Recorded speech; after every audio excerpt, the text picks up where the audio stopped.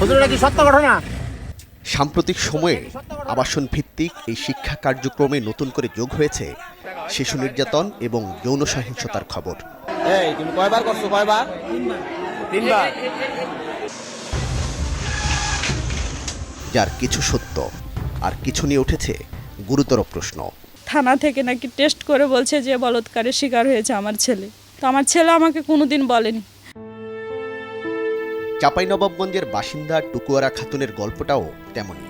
অভাবের সংসারে সন্তানকে মানুষের মতো মানুষ বানাবেন, ধর্মীয় শিক্ষায় আলোকিত করবেন, এই স্বপ্নে সন্তানকে পাঠিয়েছিলেন মাদ্রাসায়। মাদ্রাসার ছাত্ররা বলছে যে আমার ছেলে নাকি সেদিন অনেক আনন্দের সাথে দিন কাটিয়েছিল। চাপাই থেকে কয়েক শত কিলোমিটার দূরে রাজধানীর বনশ্রীর সি ব্লকের আলোকিত কোরআন হিফজ মাদ্রাসার আবাসিক ছাত্র ছিল আব্দুল্লাহ। কিন্তু এই আবাসিক শিক্ষা প্রতিষ্ঠানেই ঘটে যায় দুর্ঘটনা। আর আব্দুল্লাহ থাকতো হচ্ছে এই খাটে। যেদিন এই ঘটনাটা ঘটে সেদিন আসরের পরেও সে যে এখানে একটা বল আছে দেখতেছেন, মানে ব্যাগ দিয়ে এই বলটা সে বানাইছে। আর ঘটনাটা যেখানে ঘটে সেটা হচ্ছে এই ওয়াশরুম। 19 মের সেই ঘটনা সম্পর্কে ধারণা দিচ্ছিলেন সংশ্লিষ্ট মাদ্রাসার পরিচালক আব্দুল্লাহ আল মামুন, যিনি ঘটনার পর অভিযুক্তের সাথেও কথা বলেন। তোমার নামে বিচার আসছে, তো তুমি এগুলা কি সত্যি না মিথ্যা? বলছে যে আমি খারাপ কথা তাদের কাছে বলছিলাম, সত্য স্বীকার করছি। খাট বিছানা সবই আছে, নেই শুধু আব্দুল্লাহ।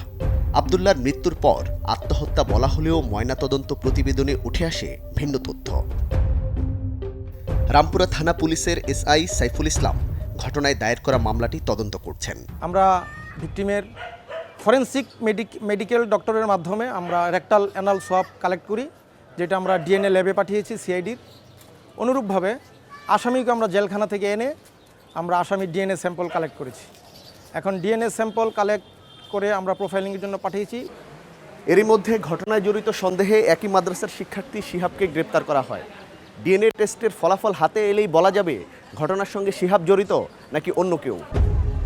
তদন্ত কর্মকর্তা সাইফুল ইসলাম যে তথ্য দিয়েছেন তাতে বিষয়টি বিকৃত যৌনাচারের উজ্জ্বল উদাহরণ। কওমি মাদ্রাসা কেন্দ্রিক যৌন নির্যাতনের এমন আরেকটা ঘটনার খবর নেব।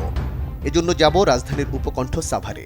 হ্যাঁ, কেউ আমার সামনে যায় দাঁড়ায় থাকে যে আমি কইতে না পারি আমার আম্মুর কাছে যে আমার এই মতো করছে। আমার শরীরে টাচ করতে গেছে, কেউ সামনে হেরে ধাক্কা মেরে দৌড় দিছে। ধর্মীয় শিক্ষার স্বপ্ন নিয়ে এই শিক্ষার্থী ভর্তি হয়েছিলেন স্থানীয় মহিলা মাদ্রাসায়। সেখানে শিক্ষকের কুদৃষ্টিতে পরে সেই শিক্ষককে স্থানীয়রা পুলিশের হাতে তুলে দেয়। কিন্তু এই ঘটনাগুলোই কি কওমি মাদ্রাসার সামগ্রিক চিত্র, নাকি এগুলো বিচ্ছিন্ন ঘটনা? নারী ও শিশু বিষয়ক মন্ত্রণালয়ের নির্যাতন প্রতিরোধ সেবা সেলের দেয়া তথ্যে দেখা যায় চলতি বছরের গত 6 মাসে স্কুল কলেজে শারীরিক ও যৌন নির্যাতনের শিকার 57 জন। এর মধ্যে মেয়ে 49 জন, ছেলে 8 জন। বিপরীতে মাদ্রাসায় 18 জন, এর মধ্যে মেয়ে 7 জন আর ছেলে 11 জন। পরিসংখ্যানের খাতা ছেড়ে বাস্তবতায় ফিরব। কথা বলবো ঢাকা মেডিকেল কলেজ হাসপাতালের ওয়ান স্টপ ক্রাইসিস সেন্টারের যৌন সহিংসতার শিকার নারী ও শিশুদের জন্য আইনি সহায়তা নিয়ে কাজ করা আইনজীবী ফাহমিদা আক্তারের সাথে। অনেক ক্ষেত্রে কিন্তু আমরা স্কুলের শিক্ষক দ্বারা যেমন ধর্ষণের শিকার শিশুকে পেয়ে থাকি, পাশাপাশি কিছু কিছু ক্ষেত্রেও আমরা মাদ্রাসার শিক্ষক দ্বারাও ধর্ষণের শিকার শিশুকে পেয়ে থাকি। সেক্ষেত্রে যদি আমরা দেখতে চাই যে মাদ্রাসার শিক্ষক দ্বারা অ্যাবিউজের শিকারটা অনেকটাই কম। প্রশ্ন ওঠে, মাদ্রাসায় যৌন ও শারীরিক নির্যাতনের চিত্র কম হলে গণমাধ্যমে তো প্রায় সময়ই এমন খবর পাওয়া যায়। এটি বানানো নাকি একপেশে আচরণ? বিষয়টি নিয়ে বেশ কজন গণমাধ্যম ব্যক্তিত্বের সাথে যোগাযোগ করলেও তারা কথা বলতে রাজি হননি। তবে কথা বলেছেন ঢাকা রিপোর্টার্স ইউনিটির সভাপতি আবু সালেহ আকন। মূল ধারার যে গণমাধ্যম আছে তাদের তো অবশ্যই এই ক্ষেত্রে একটা দায় আছে। একটা ছোট্ট নিউজও যদি আপনার প্রকাশ অথবা প্রচার করতে হয় তাহলে তো আপনার সেটা সব দিক পুঙ্খানুপুঙ্খ বিচার বিশ্লেষণ করেই এরপরে সেটা কিন্তু প্রচার এবং প্রকাশ করতে হবে। একই সাথে কথা বলেছেন বাংলাদেশ ফেডারেল সাংবাদিক ইউনিয়নের মহাসচিব কাদের গনি চৌধুরীও। কিছু কিছু গণমাধ্যম আছে যখন মাদ্রাসা থেকে সেটা অতি উৎসাহী হয়ে বেশি লেখেন, অন্যদেরটা হয়তো লিখতে চান না, চাপিয়ে যান। আমার কথা হলো প্রকৃত সত্যটাই তুলে ধরাই হচ্ছে গণমাধ্যমের কাজ।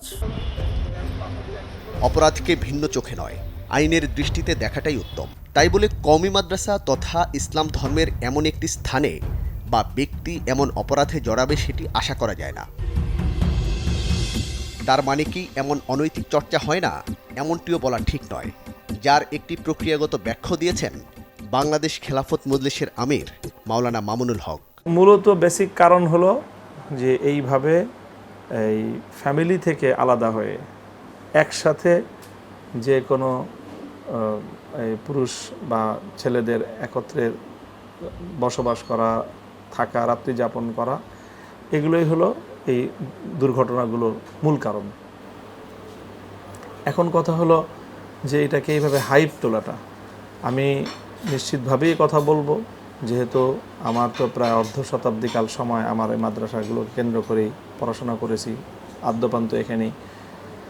তো আমার দৃঢ় আমার বিশ্বাস যে মাদ্রাসায় যেই পরিমাণ ছাত্র শিক্ষক এখানে পড়াশোনা করে থাকে, অবস্থান করে, সেই সংখ্যার তুলনায় সংগঠিত অপরাধের মাত্রা অন্য জগতের তুলনামূলক কম হবে।